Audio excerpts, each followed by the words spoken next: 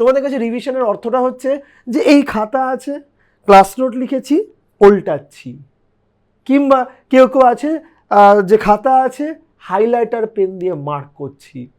এগুলো একটাও রিভিশন নয়। আর আজকে এই ভিডিওতে আমরা ডিসকাশন করব যে how we can recall effectively. খুব সিম্পল, আমি তোমাদেরকে দুটো টেকনিক বলবো।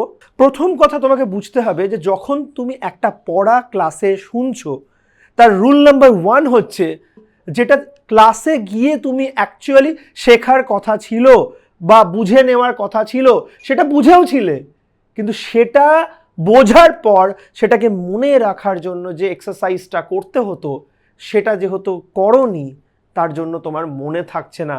ঠিক টিচার যেভাবে তোমাকে ক্লাসে একটার পর একটা কনসেপ্ট ডেভেলপ করিয়েছে, একটা খালি একটা ব্ল্যাঙ্ক হোয়াইট পেজের মধ্যে তুমিও সেইটাকে ঠিক এইভাবেই একটার পর একটা কনসেপ্ট ডেভেলপ করার চেষ্টা করো নিজের ক্লাস নোটসটা এবং বইটা বন্ধ করে দিয়ে। তুমি স্টেপ নাম্বার 2তে যাবে হচ্ছে সলভিং কোয়েশ্চেন্স।